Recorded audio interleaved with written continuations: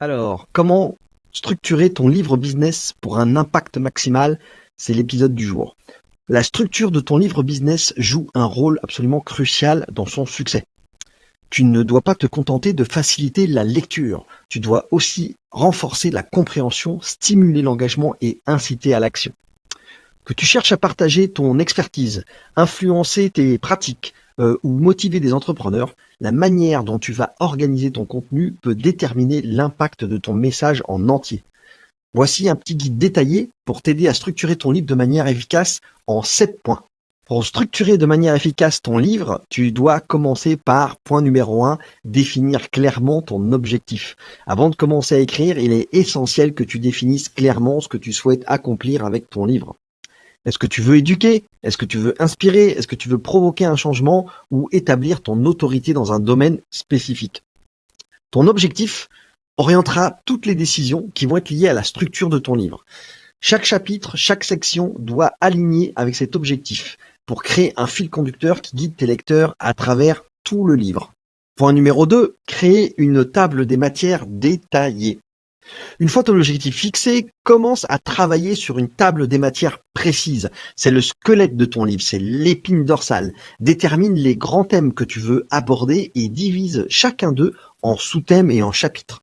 Pour chaque chapitre, identifie quelques points clés que tu prévois de couvrir. Cette étape va te permettre de visualiser la progression de ton livre et t'assurer que tu abordes tous les aspects essentiels du sujet que tu souhaites traiter. Point numéro 3, rédige des introductions et des conclusions fortes. Chaque chapitre doit commencer par une introduction captivante qui prépare le lecteur au contenu à venir et se termine par une conclusion qui récapitule les points clés.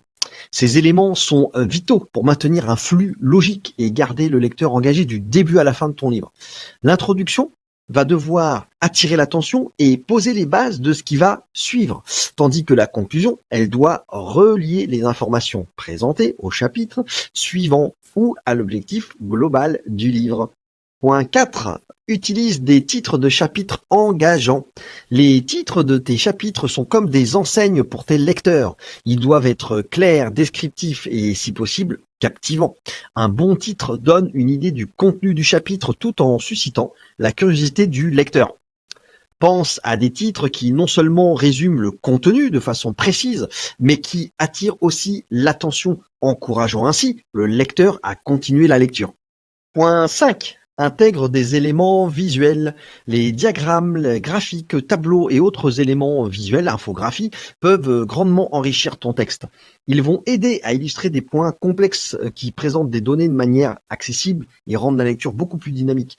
Ces éléments, ils sont particulièrement utiles dans les livres business, évidemment, pour décomposer la monotonie du texte ou alors fournir un répit visuel qui va aider à la compréhension. Quand tu parles d'une expertise comme ça pointue dans un livre business, évidemment, tu dois vraiment essayer d'améliorer la compréhension de ce que tu souhaites transmettre et partager grâce à ces éléments visuels qui sont absolument clés dans l'écriture. Point 6. Varie le format de ton contenu.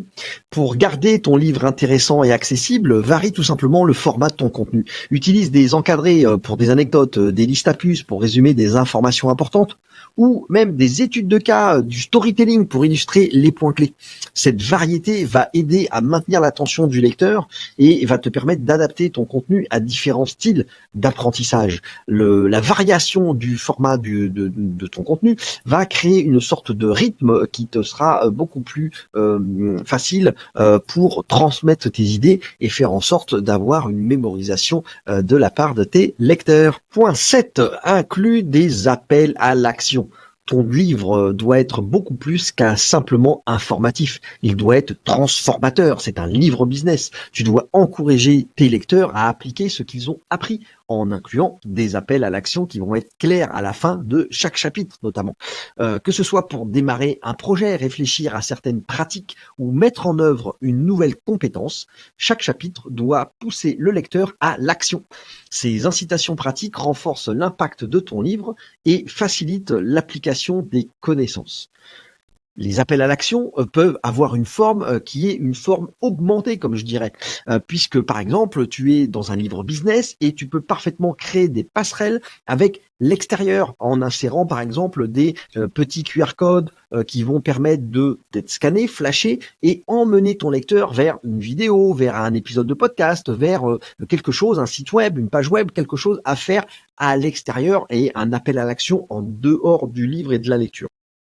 Ces appels à l'action sont très intéressants, très importants pour créer la technique de Casper, le petit fantôme, comme je l'appelle, puisque tu vas pouvoir tout simplement emmener tes lecteurs dans une démarche d'écosystème multi-support, multi-canal. Ton lecteur, il est sur un canal qui est le canal livre, et tu peux l'emmener, alors que tu le connais pas, tu ne sais pas qui a écrit ton livre. Eh bien, ce qui va être très intéressant, c'est que si tu l'emmènes vers quelque chose qui est sur le web, eh bien, avec un enregistrement, par exemple, une inscription, un abonnement à une newsletter ou quelque chose comme ça, eh bien, cet appel à l'action va être très important pour ton business en général, parce que ton lecteur, tu vas pouvoir l'identifier, lui apporter des bonus, des solutions et des informations complémentaires et surtout le connaître parce que tu vas lui demander tout simplement de s'inscrire, par exemple, à ta newsletter, de te donner son email. Donc, ces appels à l'action sont très importants, très intéressants parce que ils permettent d'engager ton lecteur dans l'action, justement. C'est pour ça qu'en général, on écrit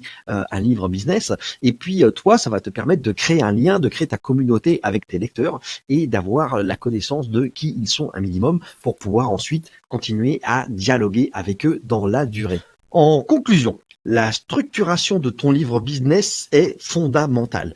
En structurant ton livre business de manière réfléchie et stratégique, tu vas maximiser non seulement son impact, mais aussi son utilité pour tes lecteurs.